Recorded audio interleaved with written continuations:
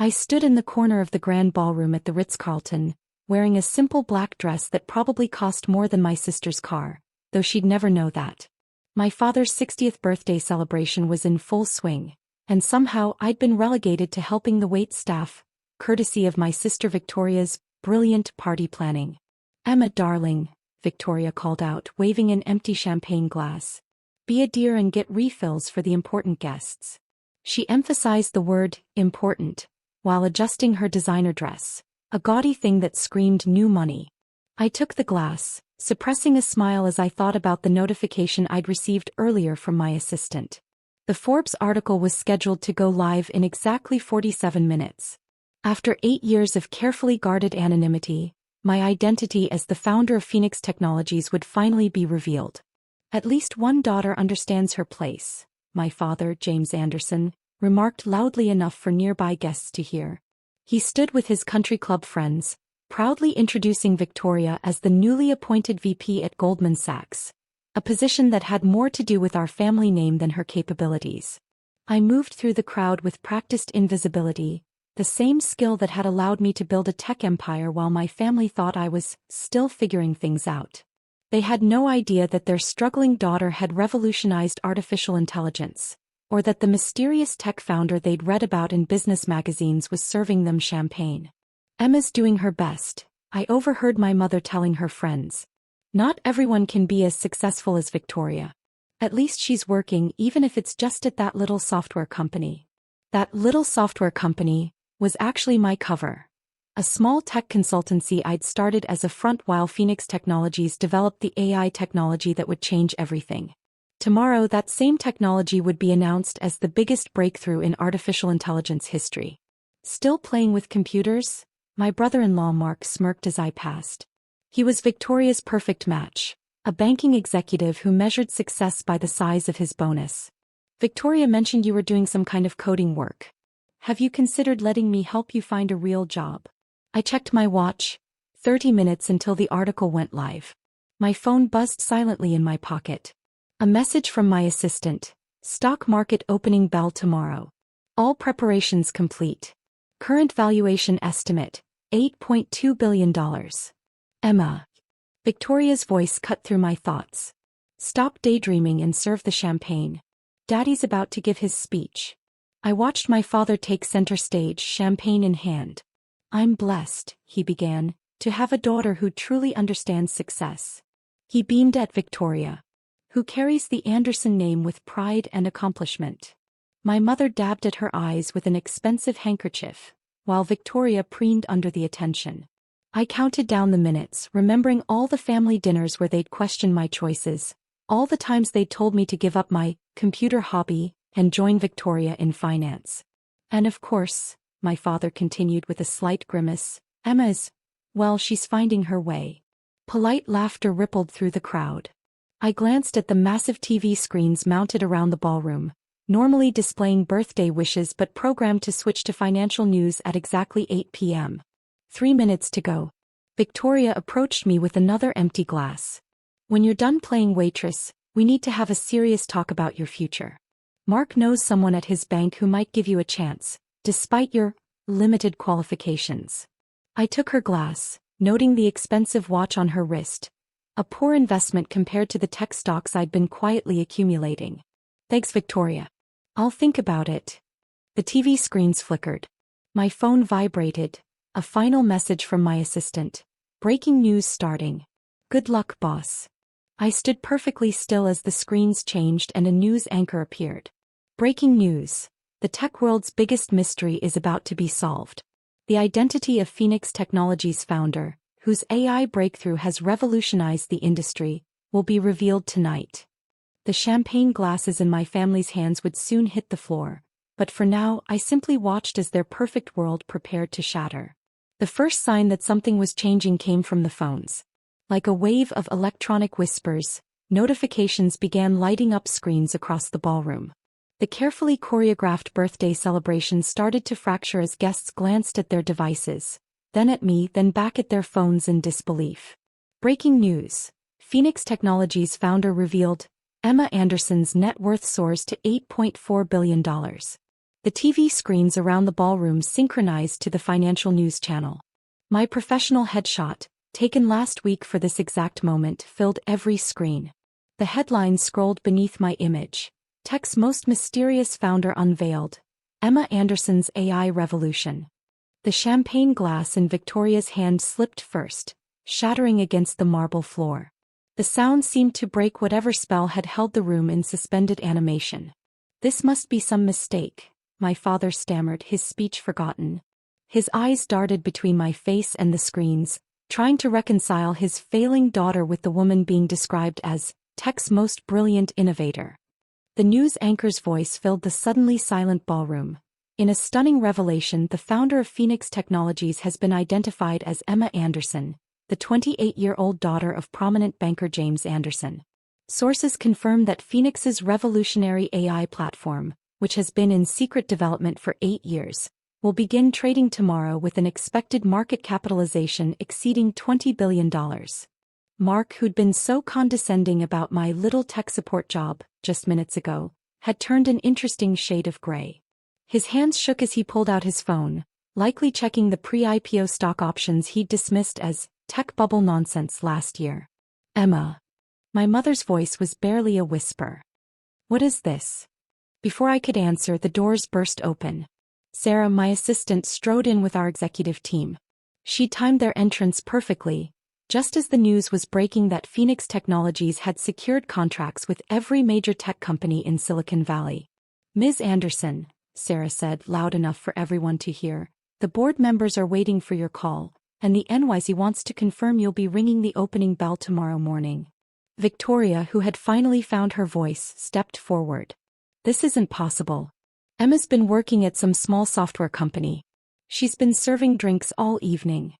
I smiled, removing the simple silver band from my finger, the quantum encryption device that had protected Phoenix's proprietary technology for years.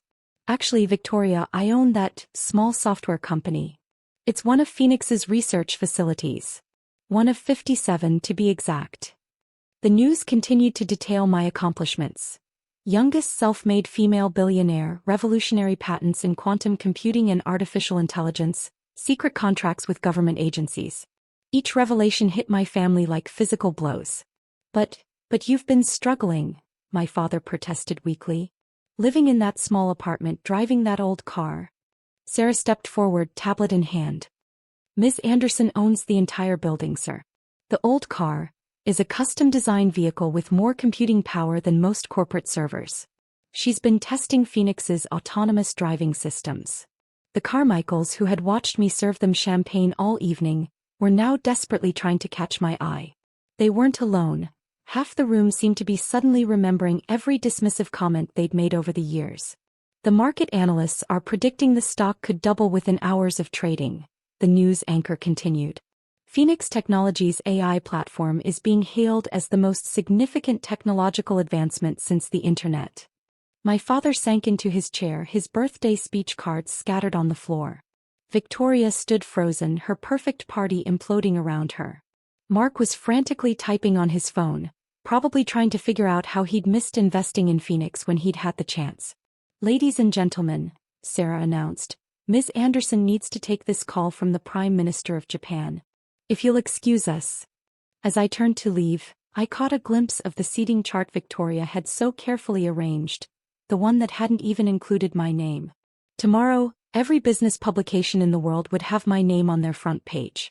"Emma, wait," Victoria called out, her voice carrying a note of desperation I'd never heard before. "We should talk about this, as a family."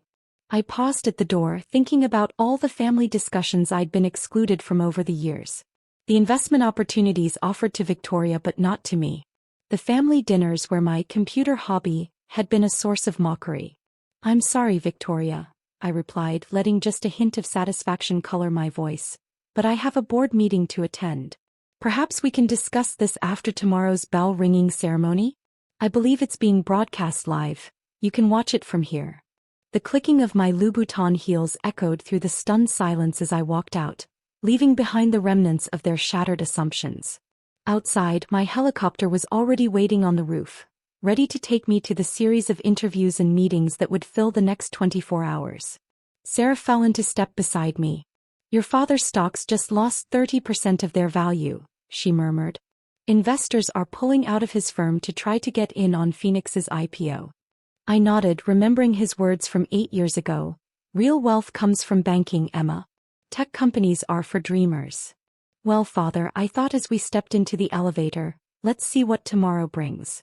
The morning sun streaked across Manhattan's skyline as my helicopter descended toward the New York Stock Exchange.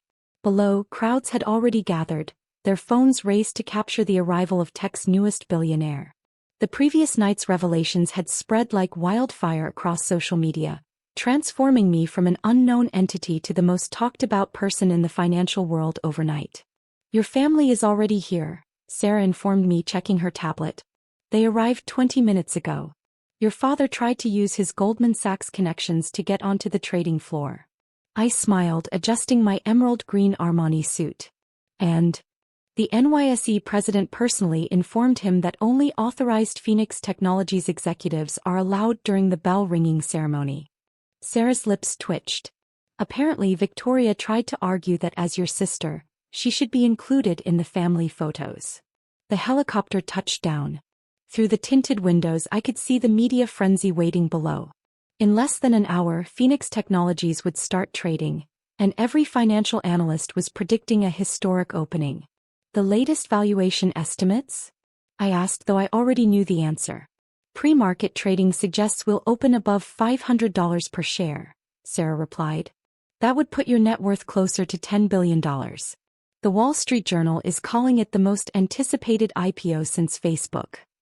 As we descended to street level, I caught sight of my family standing behind the press barricade. They looked like they hadn't slept, not surprising given the chaos I'd left behind at the birthday party. Victoria's perfect makeup couldn't hide her reddened eyes, and my father's usual commanding presence had diminished considerably. Ms. Anderson, reporters called out as I walked past. How does it feel to become America's youngest female billionaire? What made you keep your identity secret for so long? Is it true that Phoenix's AI technology has military applications? I moved through the crowd with practiced ease, our PR team deflecting questions until the official press conference. But I paused when I heard my father's voice cutting through the chaos. Emma, please, we need to talk. Turning slightly, I saw security holding him back as he tried to push through. Victoria stood beside him, clutching what looked like old family photos, probably planning to sell our intimate family story to the highest bidder. Ms. Anderson, a familiar voice called out. Over here. I turned to see Richard Chin, CEO of Global Tech, one of our biggest investors. He'd been trying to uncover Phoenix's founder for years, offering billions for a controlling stake in the company. Now he stood among my board members, looking both impressed and chagrined. I must say you played this brilliantly, he said as we walked into the NYSE together. 8 years of building in secret, letting everyone underestimate you. Your AI platform is generations ahead of anything else on the market. Behind us, I could hear Victoria trying to convince security that she was part of the executive team. My mother's voice carried too, telling anyone who would listen about how she'd always believed in Emma's potential. The trading floor was a hive of activity. Brokers rushed back and forth, phones rang constantly, and the electronic boards flashed with anticipation. Everyone knew this wasn't just another IPO. Phoenix's technology was about to reshape entire industries. 5 minutes to bell, Sarah announced.